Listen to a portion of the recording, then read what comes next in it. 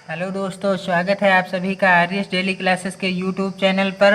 आज से प्रारंभ होने जा रहा है आपका हिंदी साहित्य, हिंदी काव्य साहित्य का विकास, जो कि इंटरमीडिएट की बोर्ड परीक्षा में 5 अंकों के प्रश्न यहाँ से बहुविकल्पी पूछे जाते हैं। तो आइए प्रारंभ करते हैं। पहला प्रश्न है, मैथिली शरण गुप्त की रचना है। मैथिली शरण गुप्त की रचना क्या है? भारत भारती है। क्या है? भारत भारती है। अगला प्रश्न है, अष्टछाप के कवि नहीं है। तो यहाँ पर आंसर आपका पहले ही टिक हो गया है। अष्टछाप के कवि नहीं है, तो यहाँ पर आंसर है भिखारी दास। कौन नहीं है? भिखारी दास नहीं है। अगला प्रश्न है, प्रयोगवादी कवि हैं। कौन है? यहाँ पर भी आंसर टिक हो गया है, गिरजा कुमार माथुर। अगला प्रश्न है, रीतिबद्ध काव्य के कवि हैं। तो भिखारी दास हैं। कौन है?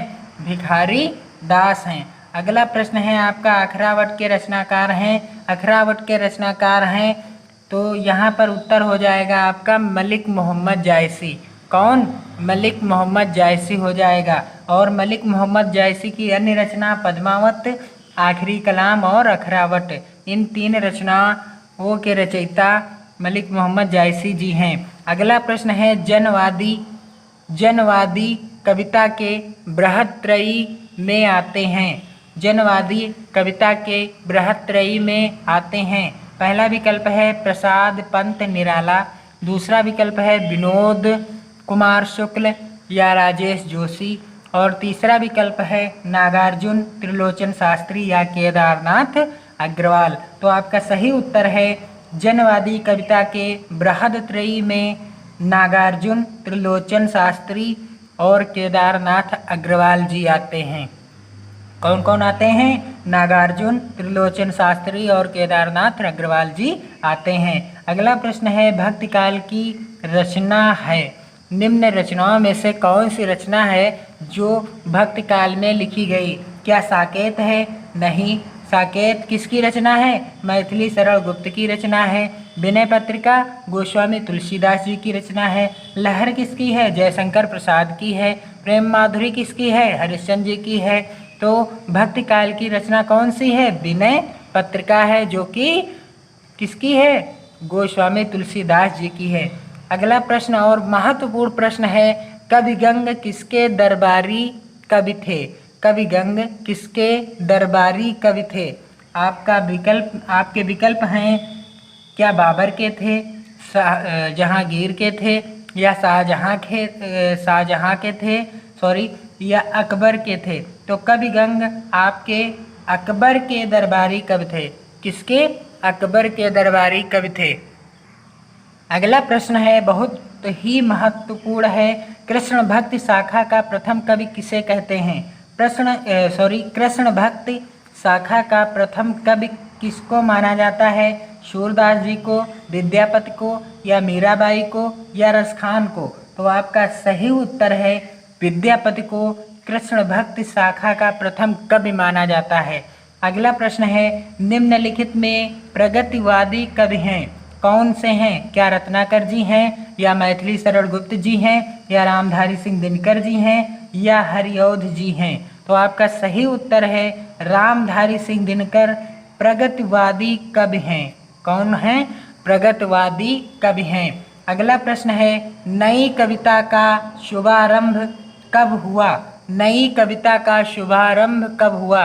क्या 1954 में हुआ, 1940 में हुआ, या सन 1950 में हुआ, या सन 1947 में हुआ?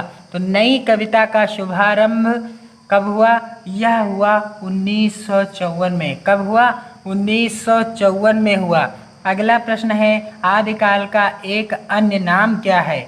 आदिकाल का क्या स्वर्णयुग नाम है, क्या सिद्ध सामंत काल नाम है, क्या श्रृंगार काल नाम है, या भक्ति काल नाम है? तो आदिकाल का अन्य नाम सिद्ध सामंत काल है। क्या नाम है? सिद्ध सामंत काल है। अगला प्रश्न है, रीतकाल का दूसरा नाम क्या है? रीतकाल का दूसरा नाम क्या है? क्या श्रृंगार काल है, या भक्ति काल है, या व्याकरण काल है, या काव्य शास्त्र काल है?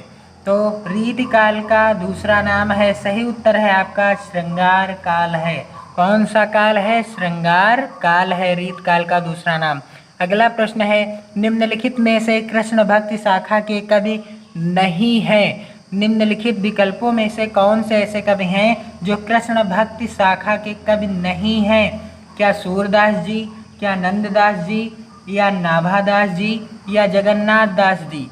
तो आपका सही उत्तर है नाभादास जी कृष्ण भक्ति शाखा के कवि नहीं हैं। अगला और अंतिम और महत्वपूर्ण प्रश्न है, निम्नलिखित में से कौन सगुण भक्ति शाखा के कवि नहीं हैं? निम्नलिखित में से कौन सगुण भक्ति शाखा के कवि नहीं हैं? क्या सूरदास जी, मीराबाई, तुलसीदास जी, या जायसी? जायसी का पूरा नाम क्या था? मलिक मोहम्मद जायसी। और मलिक मोहम्मद जायसी सगुण भक्ति शाखा के कवि नहीं हैं। तो दोस्तों यह थे प्रश्न बहुत ही महत्वपूर्ण। अगले प्रश्नों के साथ, इसी तरह से प्रश्नों की श्रृंखला के साथ आपसे फिर से